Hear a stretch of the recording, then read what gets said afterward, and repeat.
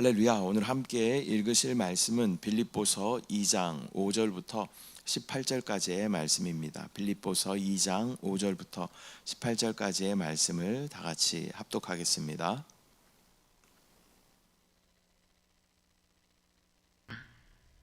너희 안에 이 마음을 품으라. 곧 그리스도 예수의 마음이니 그는 근본 하나님의 본체시나 하나님과 동등됨을 취할 것으로 여기지 아니하시고 오히려 자기를 비워 종의 형체를 가지사 사람들과 같이 되셨고 사람의 모양으로 나타나사 자기를 낮추시고 죽기까지 복종하셨으니 곧 십자가에 죽으심이라.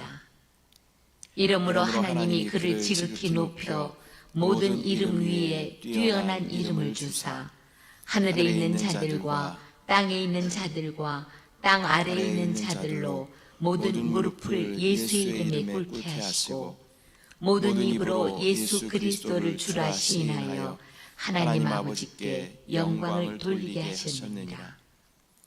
그러므로 나의 사랑하는 자들아, 너희가 나 있을 때뿐 아니라 더욱 지금 나 없을 때에도 항상 복종하여 두렵고 떨림으로 너희 구원을 이루라. 너희 안에서 행하시는 이는 하나님이시니 자기의 기쁘신 뜻을 위하여 너희에게 소원을 두고 행하게 하시나니 모든 일을 원망과 시비가 없이 하라. 이는 너희가 흠이 없고 순전하여 어그러지고 거스르는 세대 가운데서 하나님의 흠 없는 자녀로 세상에서 그들 가운데 빛들로 나타내며 생명의 말씀을 밝혀 나의 다름질이 헛되지 아니하고 수고도 헛되지 아니하므로 그리스도의 날에 내가 자랑할 것이 있게 하려 함이라. 만일 너희 믿음의 재물과 섬김 위에 내가 나를 전제로 드릴지라도 나는 기뻐하고 너희 무리와 함께 기뻐하리니 이와 같이 너희도 기뻐하고 나와 함께 기뻐하라. 아멘. 할렐루야. 오늘은 빌립보서 2장 5절부터 18절까지의 말씀을 우리가 함께 읽었습니다.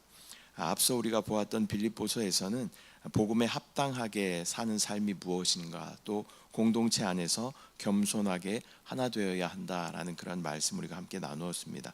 이제 2장 5절부터는 그 구체적인 실제로 예수 그리스도를 본받는 겸손과 헌신의 삶을 우리가 살아야 함을 말씀하고 있습니다. 사도 바울은 예수님이 본을 보이신 그 겸손과 희생과 순종, 그리고 그에 따른 영광을 중심으로 오늘 말씀합니다. 이 본문을 통해서 그리스도인의 정체성과 또 삶이 어떻게 구체적으로 드러나야 하는지 우리 함께 살펴보도록 하겠습니다. 먼저 5절 말씀입니다. 너희 안에 이 마음을 품으라. 곧 그리스도 예수의 마음이니. 사도 바울은 우리가 예수의 마음을 품어야 한다라고 말씀합니다. 이 마음은 예수님의 또 겸손과 희생의 마음이며 또 예수님의 삶 전체를 의미하는 그러한 말씀입니다. 성도의 삶은 예수님이 보여주신 겸손으로부터 시작합니다. 또한 이 말씀에서 예수의 마음을 품으라 라는 것은 예수 그리스도로 생각하라 라는 말씀과 같은 것입니다. 우리가 생각할 때, 우리가 또 결정할 때, 무엇을 판단하고 우리가 행할 때에 나의 뜻대로 행하는 것이 아니라 예수 그리스도의 뜻이 무엇인지, 주님의 생각이 무엇인지 묻고 순종하며 따라가는 삶이 되어야 할 줄 믿습니다. 6절 말씀. 그는 근본 하나님의 본체시나 하나님과 동등됨을 취할 것으로 여기지 아니하시고. 예수님은 본래 하나님의 본질을 지니신 분이고 태초부터 함께 하셨던 분이십니다. 하지만 예수님께서는 하나님의 그 권세를 스스로 포기하시고 또 아낌없이 다 내려놓으시며 또 인간의 모습으로 이 땅 가운데 오셨습니다. 이 희생은 우리를 위하여 주님이 스스로 선택하신 것입니다. 7절 말씀. 오히려 자기를 비워 종의 형체를 가지사 사람들과 같이 되셨고. 예수님은 자발적으로 자신을 낮춰서 종의 모습을 가지셨습니다. 이것은 창조주가 창조된 피조물로서 인간의 모습으로 오신 놀라운 사건입니다. 이 사건을 우리는 성육신 이렇게 이야기하는 것이죠. 하나님의 아들 되심에도 불구하고 사람과 동일한 형상을 스스로 선택하셨습니다. 그리스도는 단순히 인간의 겉모습뿐만이 아니라 고난과 유혹과 또 눈물 속으로 들어오신 분이십니다. 우리의 연약함을 가장 잘 아시는, 우리를 이해하시고 공감하시는 하나님이십니다. 사람들을 구원하시기 위하여 완전한 하나님이셔야 했고 완전한 사람이셔야 했고 또 원죄와 자범죄가 없는 그분이 바로 우리를 구원하시는 구원자 메시아가 되시는 줄 믿습니다. 그분이 바로 예수 그리스도이신 줄 믿습니다. 8절 말씀, 사람의 모양으로 나타나사 자기를 낮추시고 죽기까지 복종하셨으니 곧 십자가에 죽으심이라. 예수님의 낮아짐은 십자가 위에 죽음까지 이어집니다. 그 죽음은 허무한 죽음이 아니고 겸손과 복종의 절정, 예수 그리스도의 사역의 절정인 것입니다. 곧 하나님의 뜻에 대한 순종이 바로 십자가의 사건인 것입니다.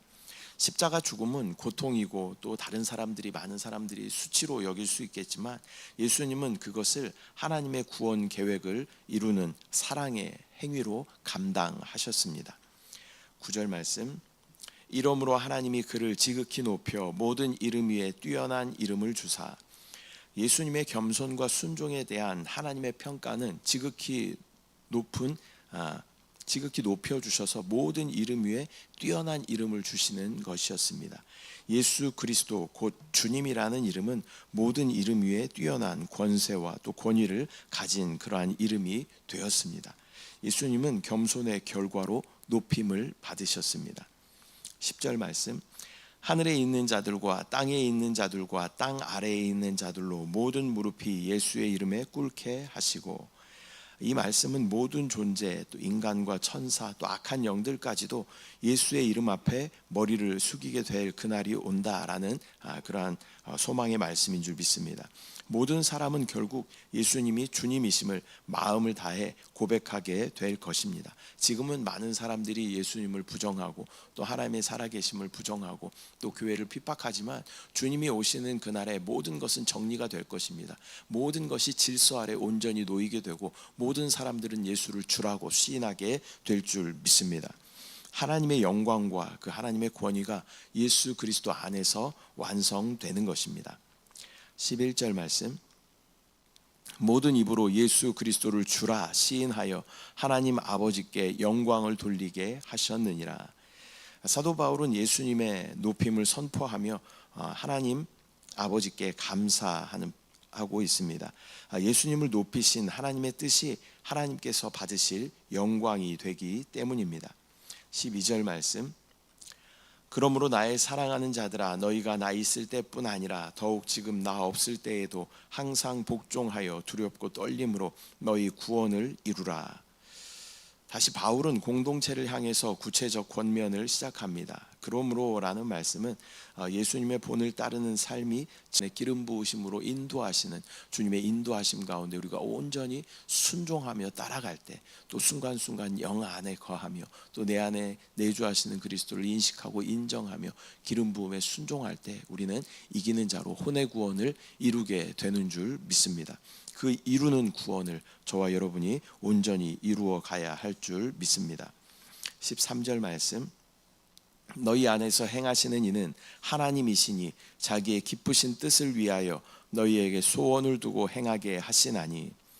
우리가 스스로 구원을 이루는 것이 아니라 하나님이 우리 안에서 그 일을 행하신다라고 말씀하고 있습니다. 성도의 변화는 하나님의 주권적인 역사의 결과입니다. 또 신앙생활의 핵심은 변화입니다. 그러나 이 변화는 나의 어떠한 열심이 아니라 우리 안에 거하시고 역사하시고 우리 가운데 적시시는 그 하나님의 역사하심이 말씀이 우리를 변화시켜 가시는 줄 믿습니다. 신앙의 핵심은 변화이죠. 그래서 구약의 인물들 중에 우리가 야곱을 알고 있죠. 야곱은요 변화를 상징하는 그러한 인물입니다. 형의 발 뒤꿈치를 붙잡으면서 나와왔던 그 야곱이 욕심이 많았던 그러한 사람이었습니다. 그러나 그 말년을 보면 세상을 축복하고 바로왕 앞에서 세상을 축복하는, 애굽을 축복하는 그러한 모습, 또 마음이 이렇게 여유로워진 그러한 모습들을 우리가 보게 되는 것이죠. 우리의 삶도 마찬가지입니다. 나밖에 모르고 나만 중요하고 그러한 우리의 삶이었지만 우리는 이제는 하나님의 뜻을 바라보게 되고 또 많은 사람들의 또 필요를 또 바라보게 되고 그 사람들을 위해 정말 축복을 빌어주며 또 함께 중보할 수 있는 그런 영적인 성숙한 믿음이 우리 가운데 필요한 줄 믿습니다. 이렇게 우리가 변화될 때 하나님께서는 기뻐하시고 변화된 우리를 통하여 하나님의 역사를 이루어 가시는 줄 믿습니다. 14절 말씀, 모든 일을 원망과 시비가 없이 하라. 사도 바울은 삶의 결과가 흠없고 책망받지 않도록 주의할 것을 권면하고 있습니다. 이것은 개인의 도덕적인 전적인 무결함 이런 의미가 아니라 거짓과 위선 없이 하나님 앞에서 우리가 정직하게 서 있는 그러한 삶을 의미하는 것입니다. 이 코람데오에 대해서 말씀드렸죠. 하나님 면전 의식으로 우리가 살아가는 것입니다. 하나님 앞에서 부끄럽지 않는 삶을 사는 저와 여러분 되시기를 축복합니다. 15절 말씀, 이는 너희가 흠이 없고 순전하여 어그러지고 거스르는 세대 가운데서 하나님의 흠 없는 자녀로 세상에서 그들 가운데 빛들로 나타내며. 흠 없다라는 권면은 세상적인 그러한 기준이 아니라 하나님의 기준 안에서 순수한 그러한 자녀로 살아가라는 그러한 요청인 것입니다. 그를 통해서 우리는 어리석은 세대 사이에서 빛으로 드러나야 할 줄 믿습니다. 행위라는 것은 단순한 행실이 아니라 주님의 본을 따라가는 그러한 삶입니다. 주님은 우리 가운데 빛으로 오셨습니다. 그래서 우리가 주님으로 살아간다면 우리 역시 이 어두운 세상 가운데 빛으로 드러나게 될 줄 믿습니다. 16절 말씀, 생명의 말씀을 밝혀 나의 다름질이 헛되지 아니하고 수고도 헛되지 아니하므로 그리스도의 날에 내가 자랑할 것이 있게 하려 함이라. 사도 바울은 공동체와 또 개인에게 종말론적인 소망, 곧 그리스도를 만나는 날이 있을 것이다 라는 것을 다시 한번 상기시켜주고 있습니다. 이 소망은 성도를 현재의 삶에서 버티게 하는 그러한 힘인 것입니다. 또 초대교회의 인사가 마라나타였죠. 주님 곧 오십니다. 아멘 주 예수여 오시옵소서. 이게 이제 마라나타라는 말의 의미인데요. 서로 그렇게 격려했다라는 것입니다. 주님 곧 오시니까 우리 조금 더 힘을 내봅시다. 우리 조금 더 버텨봅시다. 그러한 인사가 바로 마라나타였습니다. 종말의 시대를 살아가고 있는 우리에게 역시 동일한 그러한 서로에 대한 격려가 필요한 줄 믿습니다. 주님 곧 오십니다. 우리 함께 힘을 내서 끝까지 승리하며 달려갑시다. 그러한 믿음의 고백이 또 격려가 우리 가운데 함께해야 할 줄 믿습니다. 17절, 만일 너희 믿음의 제물과 섬김 위에 내가 나를 전제로 드릴지라도 나는 기뻐하고 너희 무리와 함께 기뻐하리니. 사도 바울은 자신을 제사로 바치는 인생이라고 고백하고 있습니다. 전제라는 것은 포도주나 독주를 제물에 부어 드리는 제사를 전제라고 이야기합니다. 그러나 이것은 독자적으로 드려질 수 있는 제사가 아니라 다른 제사와 함께 드려지는 그러한 제사였습니다. 이 나를 전제로 드린다라는 말씀의 의미는 나의 삶을 다 모두 주님께 부어 드린다라는 그러한 의미인 줄 믿습니다. 그러나 이것은 단독적으로 드릴 수 없다는 거예요. 우리가 함께 드려져야 하는 줄 믿습니다. 우리의 삶이 성도들과 또 사역자들이 함께 주님 앞에 우리의 삶을 드리며 나아갈 때 하나님의 놀라운 은혜가 우리를 통하여 나타나게 될 줄 믿습니다. 18절 말씀, 이와 같이 너희도 기뻐하고 나와 함께 기뻐하라. 사도 바울은 성도들이 자신의 고난을 슬퍼하지 말라라고 이야기하면서 오히려 기뻐하라라고 권면합니다. 고난도 하나님의 뜻 안에서 복음이 확장되는 기회이기 때문인 것입니다. 또 우리 안에 고난이 있을 때 우리가 아까 나누었던 우리의 혼의 구원을 이루어 가게 되는 것입니다. 우리의 삶이 평탄하면요, 우리는 절대 하나님을 찾지 않습니다. 우리 삶이 고난이 있기 때문에 우리는 하나님 앞에 무릎 꿇고 나의 힘을 의지하지 않고 하나님을 의지하며 나아가는 삶이 되는 것입니다. 그래서 우리가 젊었을 때는 그런 말씀이 이해가 되지 않았죠. 고난이 유익이다라는 말이 믿어지지도 않고 이해가 되지도 않았습니다. 그러나 삶을 살아가면서 고난을 많이 경험해 보다 보면 그렇구나, 고난을 통해 내가 하나님을 더 많이 얻게 되고 그리스도 안에 내가 거하게 됨을 우리가 경험하게 되는 것입니다. 그래서 고난을 통해 우리는 더욱 성숙하고 또 성숙한 우리를 통하여 하나님의 역사를 이루어 가시는 줄 믿습니다. 오늘은 빌립보서 2장 5절부터 18절까지 말씀 우리가 함께 나누었습니다. 오늘의 본문은 그리스도처럼 또 겸손하고 겸비하는 그런 희생의 삶, 또 그리고 그 헌신과 고난을 기쁨으로 함께 나누는 공동체를 말씀하고 있습니다. 예수님은 본인이 먼저 보여주신 그 겸손과 순종의 삶을 통하여 우리를 또 변화시키시기를 원하십니다. 우리는 그분의 마음을 품고 또 하나님이 일하시는 그 역사를 따라 흠없는 자녀로 또 온전한 혼의 구원을 이루어 가야 할 줄 믿습니다. 우리의 삶과 또 우리의 교회가 예수 그리스도의 고난에 동참하며 또 그 고난을 함께 기뻐하며 변화되는 저와 여러분 또 순복음 영과 생명의 교회 되시기를 축복합니다. 그렇게 할 때 우리는 하나님께 영광을 올려드리는 공동체가 되는 줄 믿습니다. 기도하겠습니다. 사랑의 주님, 은혜와 사랑을 감사드립니다.